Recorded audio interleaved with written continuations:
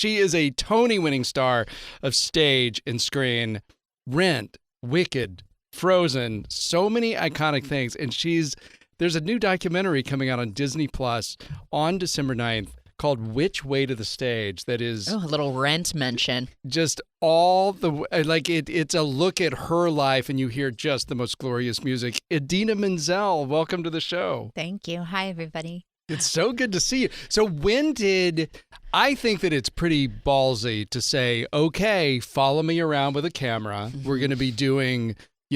more than 16 dates on our way to Madison Square Garden. I guess this was back in 2018. Yes. When it was all filmed. Yes. And you say ballsy, it could be perceived as narcissistic. I mean, no. But it was maybe both, but also ballsy. Well, Jess and I were saying, we're like, we need more of these. I love seeing a day in the life. It was a dream come true for me to really document this idea of being at Madison Square Garden, which was the place I had always wanted to play, having grown up in Long Island and traveling into New York City. My parents would take me to New York City to see theater all the time, But then I started to get interested in R&B and rock, and I had started to see my favorite artists play at the Garden. So I always wanted to play there. And then it took on even more meaning, the filming, because it was less just about a road to the Garden, but more about a mom trying to balance motherhood with her passion for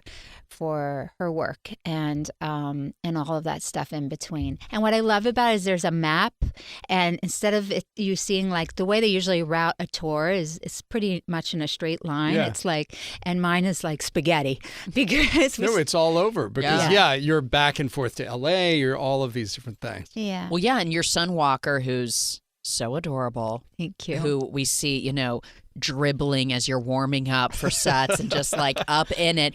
But also you really show your journey with IVF, which I found to be really interesting at a time where you're on the road, on tour, doing injections, and even say, like, I think I'm going to have my eggs scooped, like, the morning of Madison Square Garden. Well, yeah, any women out there that have had this experience, they know that it's all about this catching the cycle thing, and it's obsessive. Is my body ready? Can we get, the at a later age, like myself, the doctor will say, oh, this could be a really successful month for you. So you run in and you shoot yourself up and you get the eggs, or you get the implant? Is that what it's called? An implant?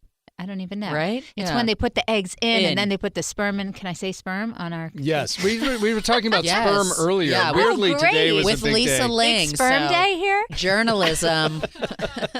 You were. So so you're trying to catch the right moment, and I didn't foresee doing that either, but then we're on tour, and then I didn't want to give up those 2 months, because the doctor said this could be, it looks like your follicles. No, can we say follicles? Yes. Say whatever you want to do. Drop follicle. Idina Menzel, for God's sake. Can you bleep follicles, please?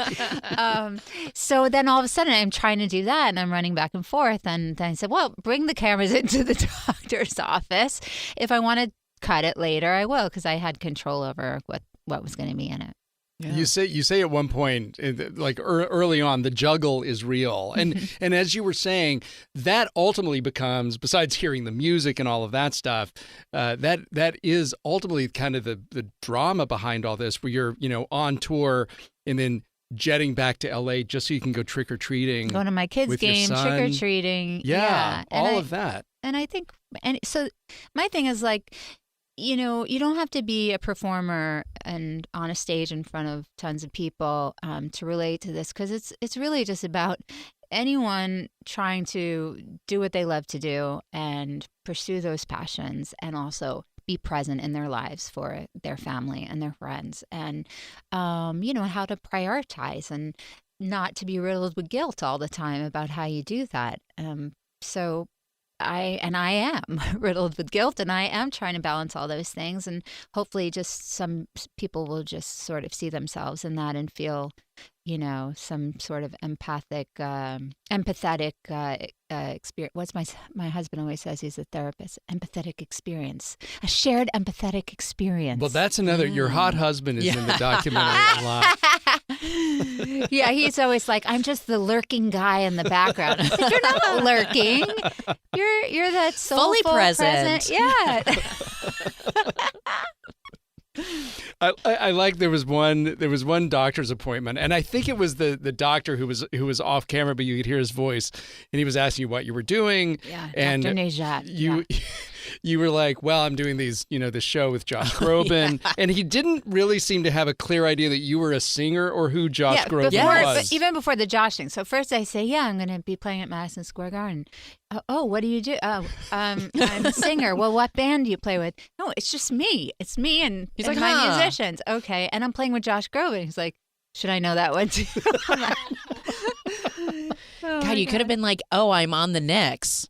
Yes. No, he probably would be like, anything. wow, Yeah. so exciting. And it all happens while my legs are in stirrups, by the way. I know that's an exciting thing He's like to hear going over the follicles on your ovaries. Now my male demographic, which is really small, unless it's a gay demographic, is like, I don't need to see this documentary with her legs in stirrups. Thank you. Although I will say, I mentioned how your son Walker, because he comes out on the road with you, you see him warming up, and he'll dribble while you're warming up. And I was like, wow, he really is keeping the beat to the music. Yeah. Like, it was actually really interesting to see. Of course, obviously, his father, Tate Diggs, like you guys, very musical. Uh-huh. And he's a sports star. He's like playing basketball. He's very athletic. Yes. But is he tempted by music? Because I was like, he's keeping beat, dribbling with you. So he's trying to find his own lane, and he's sort of repelling all things music and acting, although I do think inherently he has that. I've heard a little bit of singing in the shower, but very little. He dances great, and but no, he wants to be a basketball player. So yes, so he's on stage, and my drummer Rich and him are kind of like back and forth. Yeah, kinda. It's like he's percussive, so he's keeping the beat and he's improvising. He's working off the drums and he's got the lights going from the sound check and the tech check, and so yeah, I love that. And then do you see he comes over and he sort of puts his hand around me? On you. And the thing my friends were all saying is, how are you compartmentalizing? Like, you're just not even paying attention. You're checking, you're asking for more in your headphones, you just keep singing, and he's there. You just get used to it. I also loved all the archival footage because I guess at some point your parents took a lot of like video when you were growing up in Syosset, and is that where Syosset High School you went to, but we get to see Idina Menzel at 9 years old singing Edelweiss and things. And it's I not like that good, actually. Doing Bye Bye Birdie. Doing Bye Bye Birdie. I liked all that stuff. Yes, it's very embarrassing. And by the way, my mom says the reason why she divorced my dad was because he wouldn't invest in a video camera back then, so they didn't get enough film. Some of that stuff is stuff that I've had to find and scrounge up. That was another interesting thing where you go. Tell us the story about the Thanksgiving. Because we actually go back to the site. We go back to the scene of the crime. Yes, we do. Oh my gosh. Yes, they literally announced that they were getting divorced on the morning of Thanksgiving. So, and how old were you? And they hate when I tell this story at this point because it just like feels so badly about it. And but I'm like, it gives me good shtick now. Don't worry about it. But I was 14 and my sister is 3 years younger, and they canceled the guests. Like, they had to tell us that day for whatever reason. And then they decided, well, we're going to be, so they had thrown out the turkey and like got rid of the mashed potatoes. It was very dramatic. And then my mom's like, but we're going to be amicable and we're going to be cool to each other. So let's go out to dinner tonight. So we go to the Fox Hollow Inn, which is on Jericho Turnpike. Anyone from Long Island will know this. And we have this very weird catered meal, like a fixed price kind of thing. So I never like to do that, by the way, for any holidays, because it always triggers me in a weird way. But so we do that. And then like I used to sing at weddings and bar mitzvahs. Just 2 years after that, really, I started lying about my age and singing with bands. And I'd have to sing at the Fox Hollow Inn all the time. So then in the documentary, you see me call my dad and I'm like, did you recognize this place? And I said, did you have to bring me here where then I could like sing at other people's weddings and be reminded of this like every divorce day of my day? life? Yes, exactly. And his response was like, well, you could have done something else for a living. Yeah. I loved your parents. I was going to say, even like earlier when you're sort of like interviewing your parents a little bit and your mom says, oh, I knew she was going to be something when she was 6 years old. And your dad's like, I remember during Carousel. And you're like, Dad, I was a teenager by then. How did you not know? And it's funny. And then later I say, well, Mom always believed in me. And he goes, I knew it since the time you were in her womb. And then, Trump cards, like the womb. Actually, over this holiday, I was telling my mom that because she hasn't seen it yet. And I said, Daddy says that. And she goes, damn, I should have said, I knew it since conception. She was trying to beat him the whole time.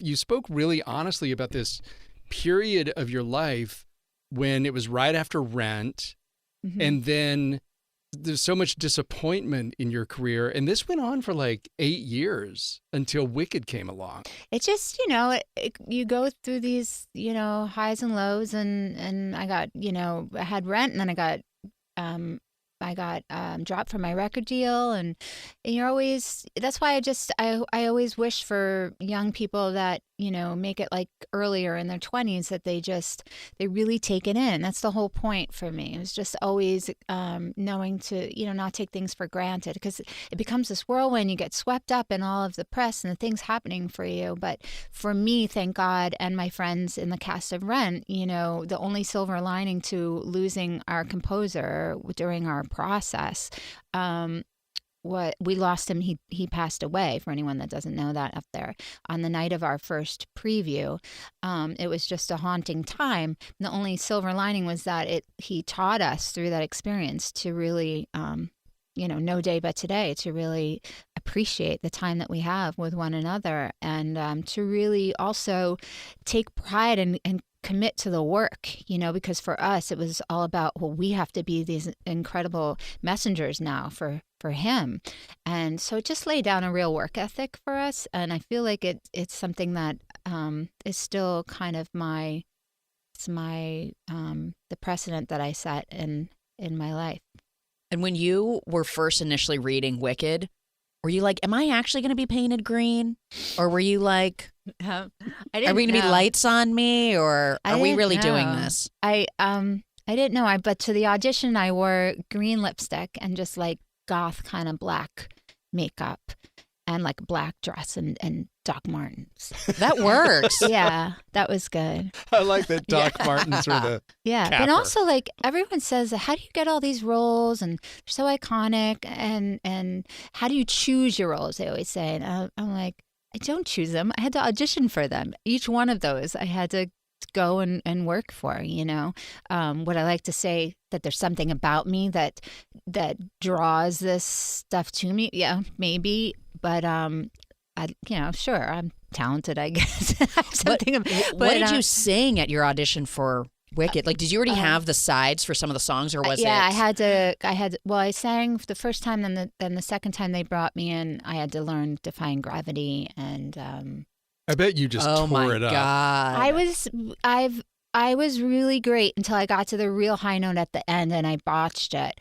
And then I screamed at the top of my lungs to Joe Mantello, our director, fuck. Well, not to him, but I said, fuck. Oh, sorry. That's all right. Totally fine. I said, fuck me, really loud, like, because I was in my Elphaba, my witch anger, And then I looked at my accompanist, like, I'm going to get this. And he gave me the chord again, and then I went, me down, and I hit it better. And then that's when Joe said, I knew that she could be a witch. There's also, you mentioned No Day But Today from Rent, where there's a scene in the documentary. It's right after the Pittsburgh synagogue shooting, and you're there and you sing No Day But Today. It's incredibly moving. I love the music. Yeah. Well, the thing about it is, maybe it's because I sang at weddings and bar mitzvahs when I was younger, and I'm like a creature of like the band, mentality. But I like to jam. I'm spontaneous. I'm used to songs being called out and just kind of like cramming lyrics, and so I'm really comfortable with having a set list, knowing sort of the bones of it, and then having happy mistakes happen or diverting from the set list. And so I'm malleable, when it comes to like what's going on in the world. Let's change it up. Let's bring it in. And so yeah, we were there. I think it was just 2 days after that tragedy, and I didn't have to bring in a new song because I felt like No Day But Today was the right song to accompany that moment. But and then full circle, it's coincidental now. There's a documentary out about the Pittsburgh shooting on HBO, and I was asked to sing the end credits song on that, so I wrote a song for that, and it's all sort of happening at the same time. So something about that seems. The director helped, give us, sort of wrote something that she envisioned, and she wanted it to be hopeful, actually. Not to sit in the tragedy of it, but to give us some kind of light. So that was helpful to know, because I can really go there and be dark. That's my first go-to. Elphaba. Yeah. We got to have Maya Rudolph and Amy Adams on for Disenchanted. Oh, you did? Yes, which it was great having Maya Rudolph in a villainous kind of role. The Also best. Amy Adams, also dead-eyed, staring off into space, going a little dark herself. And then, of course, Idina Menzel included in Disenchanted, which is incredible. We had a great time. It was all during the pandemic, so we were in Ireland, and it was so, during such a tumultuous time, to be able to kind of be with all of our friends again and reunite and be dancing and singing, and it brought so much levity to the situation. So we had a blast, and yeah, I get to sing in that movie, which it's a Stephen Schwartz and Alan Menken song, which is pretty awesome. Yeah, who did all the original? They did music for the first one, and when you come on, I think the song is called Love Power, and you come on, and I mean. It's like, move out of the way. No disrespect to anybody else in the movie, but it's like, this is how it's done. You know where I recorded it? Because it was in lockdown and they wanted to get it done anyway, in my closet, my walk-in closet. And at that time, they were coming up with all these creative ways to record and broadcast from your home, you remember? So they sent this sort of James Bond luggage to my house, where you open it up and it has a laptop and a special microphone, and they were able to kind of do it from my closet, and then somebody was doing the volume and the tweaking and everything in a completely other state. And so I hung the lyrics to that song on my pants hanger, and I just hung it like that, and I did it, and we used the entire take from that. Seriously? Yeah. And Wow. have they recorded the orchestra? No. And you're listening to They that? had a demo track, which was really nice. And then they go in later and they have the whole orchestra. Oh, my God. Yeah. I also love that in the documentary, we've talked about it a million times, more than you would want us to, but Adele Dazeem. And we get your take on that situation. What do I say about that? I don't remember what I say. Well, you put in a clip from Carpool Karaoke where you were, and Billy Porter's like, I want somebody to call me Adele Dazeem. Oh, yeah, right. It's very helpful to your career. Because it's like if you have your niche fans who say, how could he do that to Idina? And then you have all the other people that never heard of you before saying, who is this girl? Well, you'll forever be in like the montage sequence for the right? Academy Awards. So which good. What's his name that does the push-ups with Billy Crystal? They always show that one. What was his name? Oh, Jack Palance. Yeah. Oh, yeah. Absolutely. Yeah, and now it'll be Will Smith. And it was like, yes, so it's such an illustrious montage. Is there going to be a sequel to the documentary? Because I kind of want there to be. Ooh, a continuation. I know. I feel like this could be a thing. Oh, I don't know. It's going to be when I'm like 80 in Vegas and no one will hire me, and I'm being hoisted up behind a couch with smoke and a green spotlight, and I'm singing.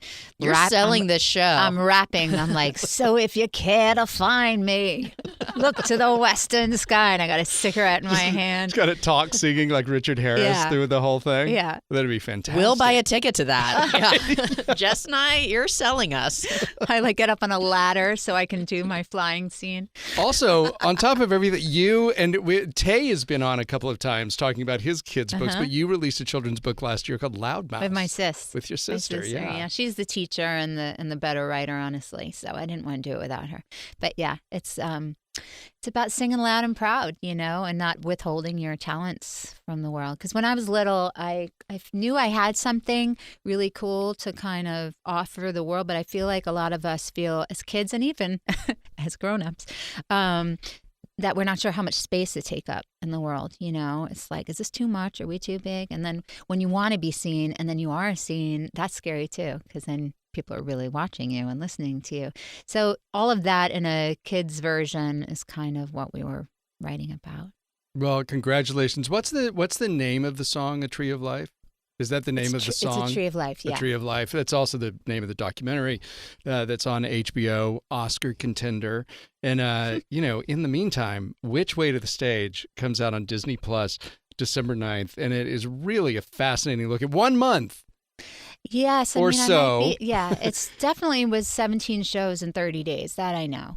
And then maybe the rehearsals before that. That's when I was doing the other stuff. It's so good. And I mean, and we hear a lot of you singing a lot of great music, which is, of course. And it's kind of funny, I think. I'm not one to pat myself on the back, but at the premiere, people were really laughing, maybe at my expense. Doesn't my son say, Mommy, is this going to be a comedy documentary? Yes. And I'm like, yeah, comedy at Mommy's expense. The documentary is called Which Way to the Stage, comes out on Disney Plus December 9th. And we just see, all of your life at home, on the road, on stage. And it's really, really interesting. So we hope you do more documentaries about your life, because I'm sure it's really comfortable to be followed around day and night by cameras. Yeah, no, it was cool. Like I said, it's just you gotta seize these moments and remember where you came from, and it's because I love what I do, and you have to remind yourself that you're lucky if you get to do what you love for a living. We're so happy to have you here. Idina Menzel, thank you for being the documentary again. It's Which Way to the Stage, comes out Disney Plus on December 9th. Thank you, Thank Idina you for Menzel. having me. Thank you.